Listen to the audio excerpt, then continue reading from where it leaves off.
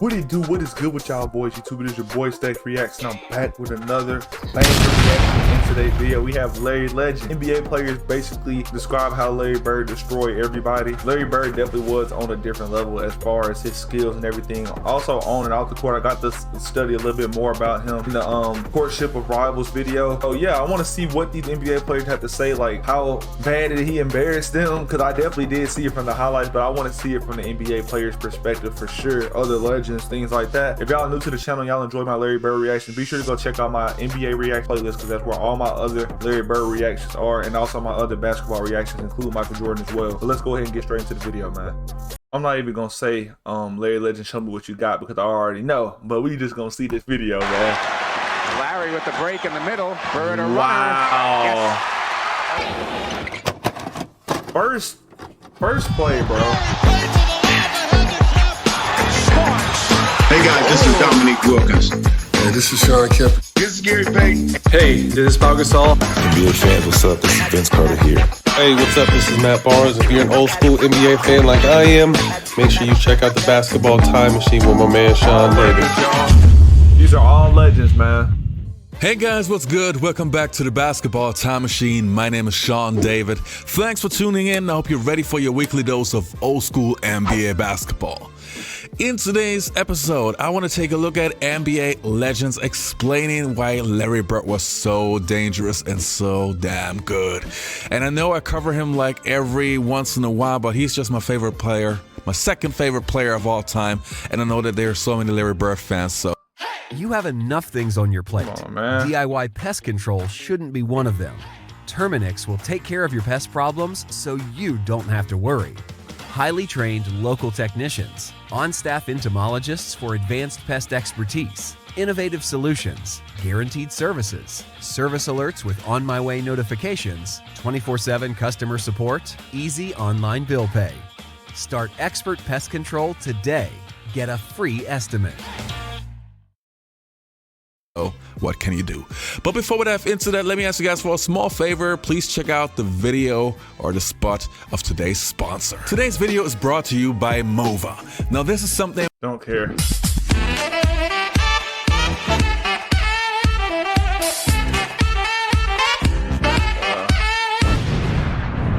Nice edits.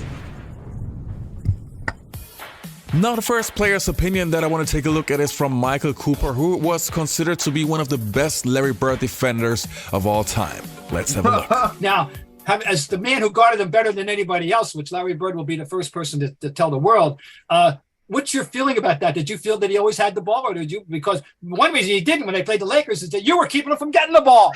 Well, that was your job. People always ask me who's the hardest player I've ever had to guard. And there was Michael Jordan, George Gervin, the late, great Mike Mitchell. I mean, so many players. I always say Larry Bird. And I say this for the reason because with Larry, okay, say if you're guarding Michael, when Michael passed the basketball, he kind of hung on his shorts and he sit off to the side. With Larry, when he passed the basketball is when he became more dangerous. The resume is long, but he's really known for two things mostly: shooting and talking trash on the court. Yeah. Which one bothered you the most? His shooting.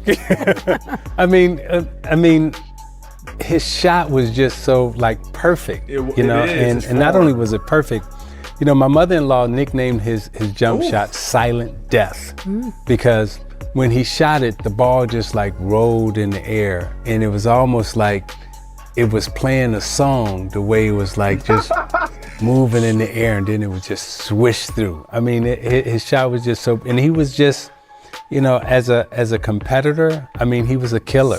I mean, just a straight killer. Look at how he fell down and was able to still hit the reverse layup. I was just so, and he was just, come on, man. You know, as a competitor, I mean, he was a killer. I mean, just a straight killer.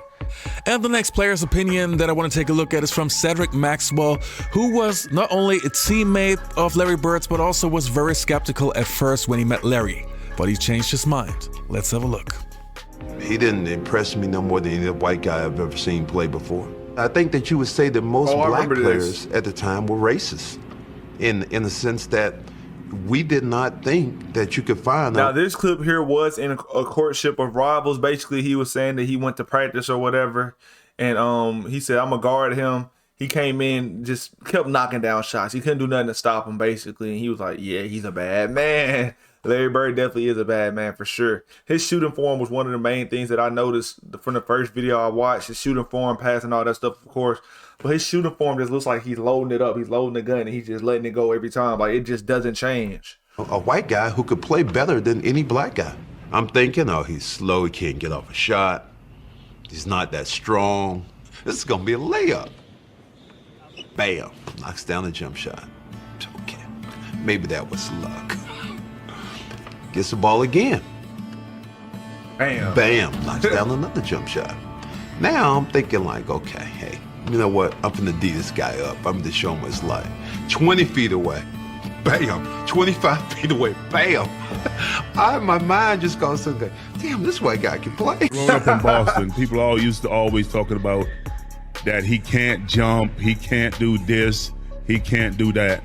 And, you know, a lot of my friends was like that, you know. So, I got to the league. I called all my friends back up. I said, you know, all that trash that you were talking, you need to squash all that. This man is great.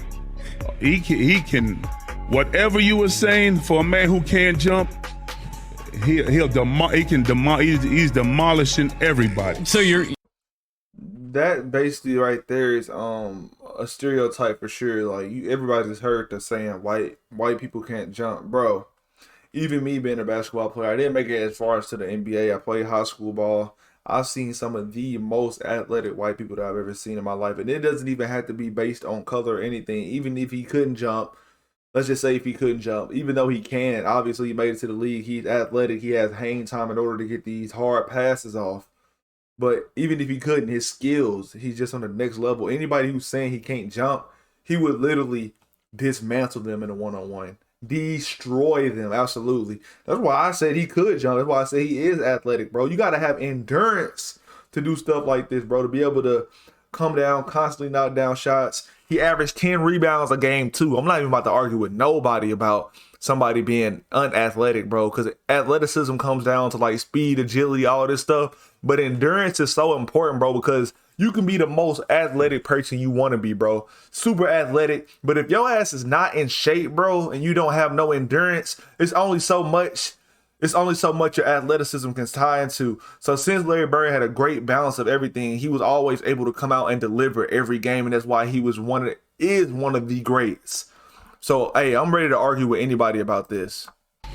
He's demolishing everybody. So your guys are saying, how can you let this guy? Oh, he's doing it on everybody. He's doing it on everybody. He's doing it on the best defensive players in the league. Now, you played, of course, against them. Who do you think was better?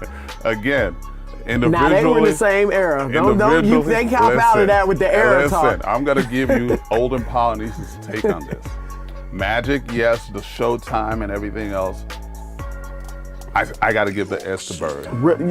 I'm not going to say a name, but there's a phenomenal player today who agrees with you. I have to give the S to Bird. I mean, he can get his own shot off. He can get his teammates. Basically, what Magic did, he was able to do, plus be an offensive threat all the way out to the three-point line. That's an incredible asset. They were pretty much the same size. Yep. They were both slow.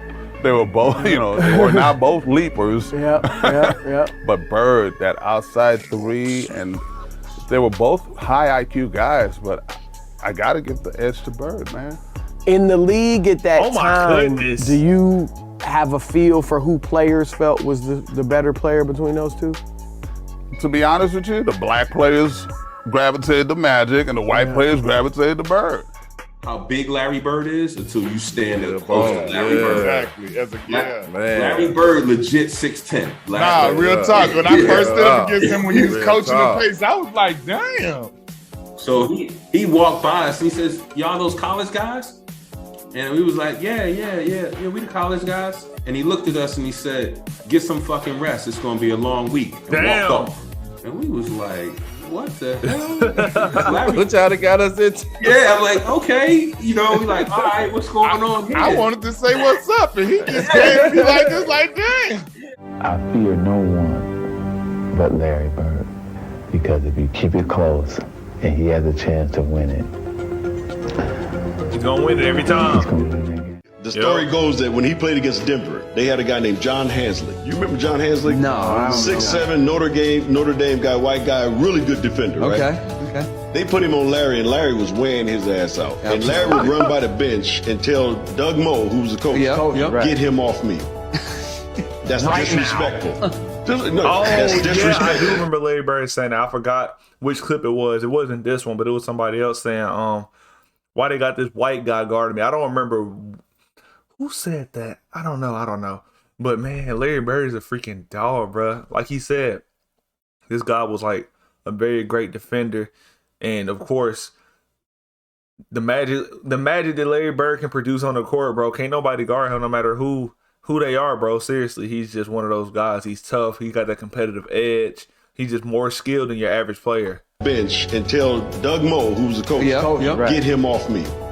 It's so disrespectful. That's disrespectful. No, that's disrespectful. Yeah. And it's like, what's disrespectful? Yeah. He says, disrespectful for y'all to put a white guy on me. Yeah. Put a black guy on me. You don't have to be at a point in your life where you feel like you're hanging on by Larry Bird is hilarious, bro. and speak with a therapist. As a licensed therapist, Put a black guy on me. That's why he gives Coop so much. He still says to this day, Coop is the best defender he's ever played against. Wow. Really?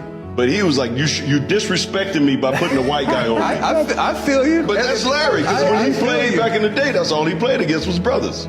So he was like, don't put no white guy on me. That's disrespect. So what? So when they did that, he said, I had to torch his ass so they understand. You ain't gonna see him again. Get him off me. What you got? I don't know if I could ever tell you a memory. I'll just tell you that Larry was a phenomenal basketball player. The guy had unbelievable physical and mental toughness, which set him apart. I mean, that guy just would play through pain. Bird is hurt. Bird is down, and he's hurt. And here comes Larry Bird. Is that when he broke his cheek? An apparent fracture of the right cheek. Yep. A fracture of his cheek, I'm sorry. Nothing bothered him. Unbelievable competitor. Great hands, great vision, great feel for the game.